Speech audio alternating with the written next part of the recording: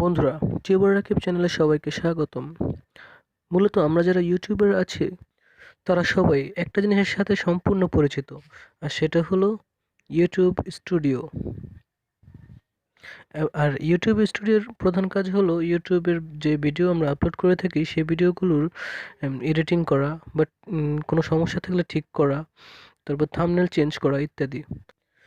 আমরা সবাই জানি যে ওয়াইটি স্টোর নামে একটা মোবাইল অ্যাপ রয়েছে, যেটার মাধ্যমে আমরা কি ইউটিউবের সকল কাজ করতে পারবো। তো ইউটিউবে সকল প্রকার কাজ করার জন্য খুব ইজিলি আমরা এটা ইউজ করতে পারি। কিন্তু বর্তমানে এটার একটা বেটা ভার্সন বের হয়েছে, যার কারণে সবাই এটা দিয়ে কাজ করতে একটু দ্বিধাবোধ করছে। তো আজকে আমি শিখাবো ইউটিউবের বেটা ভার্সনের সম্পূর্ণ টিউটোরিয়াল, যেটার মাধ্যমে আপনাদের কাছে এটা পানির মতন সহজ হয়ে যাবে। চলুন ভিডিওটি শুরু করি।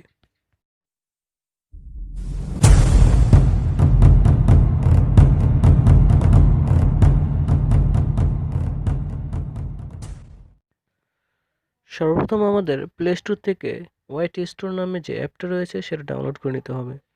তারপর আমাদের ওই ওয়াইটি স্টোর অ্যাপের মধ্যে ইনসার্ট করতে হবে। ঠিক এরকম একটা ইন্টারফেস আসবে আপনার সামনে। ড্যাশবোর্ড অপশন এটা। ড্যাশবোর্ডের মধ্যে প্রথম আপনারা যে জিনিসটা লক্ষ্য করবেন, আপনাদের চ্যানেলের নাম আর সাবস্ক্রাইবার কাউন্ট, যতজন সাবস্ক্রাইবার আছে সেটা লেখা থাকবে। তো সেকেন্ডারি আপনাদের এখানে থাকবে অ্যানালাইসিস অপশনটা, যে কতজন মানুষ আপনার লাস্ট 28 দিনের মধ্যে কতজন মানুষ আপনার ভিউজ হয়েছে, এবং কত মিনিট ভিউজ হয়েছে, এবং সাবস্ক্রাইবার সংখ্যা কতটুকু বেড়েছে। আর আপনি যদি মনিটাইজেশন অন হয়ে থাকে তাহলে কত টাকা ইনকাম করেছেন সেটাও আসবে। তো আমরা পাশে থ্রি ডট মেনুতে ক্লিক করে দেখছি যে কী কী অপশন রয়েছে। সর্বপ্রথম যে অপশনটা রয়েছে সেটা হলো ড্যাশবোর্ড। ড্যাশবোর্ডে ক্লিক করার পরে আমাদের সামনে এরকম একটা ইন্টারফেস চলে আসবে। তো এখানে আমরা যদি ভিউ মোরে ক্লিক করি, এই ভিউ মোরে ক্লিক করলে আমরা অ্যানালাইসিস অপশনে চলে যাব। অ্যানালাইসিসের সকল প্রকার অপশনে চলে যাব, এটা আমরা পরবর্তীতে দেখছি। এখন আপাতত এটা থেকে বের হয়ে যাই। তো তারপরে নিচে আপনি দেখতে পাচ্ছেন যে ভিডিওস দেখা যাচ্ছে। তো নিচে যে ভিডিওস দেখা যাচ্ছে সেখান থেকে আপনি ভিডিও এডিট করতে পারেন। তো আমি আবার থ্রি ডট মেনুতে ক্লিক করলাম, তারপর দ্বিতীয় অপশনে চলে যাব, সেটা হলো ভিডিওস।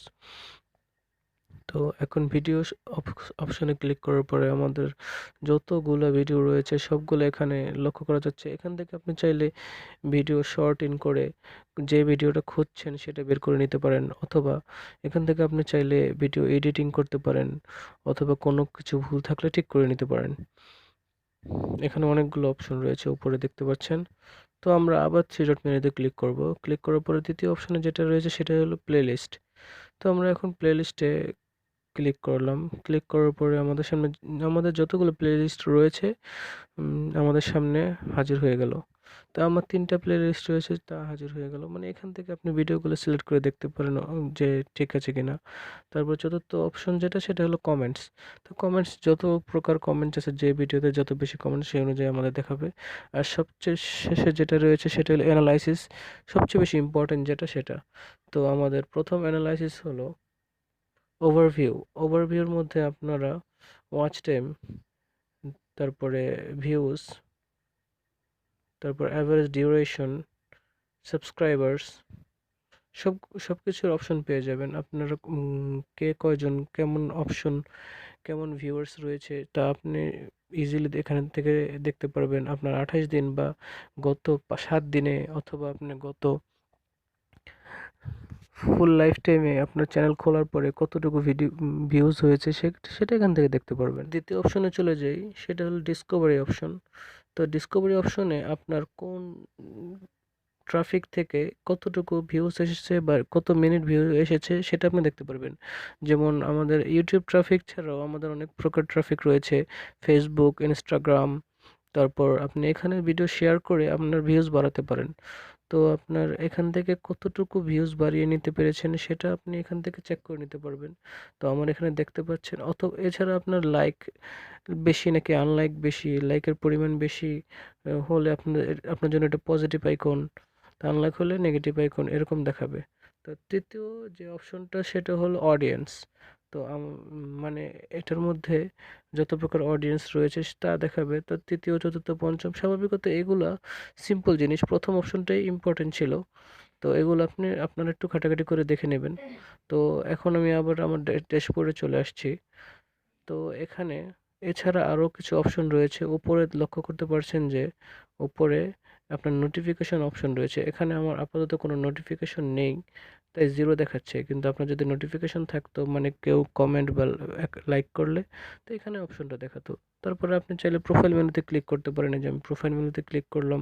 ক্লিক করে আপনার যদি একাধিক চ্যানেল থাকে, জিমেল চেঞ্জ করে তারপর এখানে আসতে পারেন। এছাড়া আপনার এখানে একটা সেটিং রয়েছে, সেই সেটিংয়ে যেতে পারেন। সেটিংয়ে গিয়ে অল্প সামান্য কিছু চেঞ্জ আছে, ওগুলো করে নিতে পারেন। তাছাড়া আপনার হোয়াইট স্টোরের মেন কাজ হলো ভিডিও এডিট করা। তো আমরা যে কোনো একটা ভিডিও সিলেক্ট করে দেখছি কীভাবে ভিডিও এডিট করা যায়।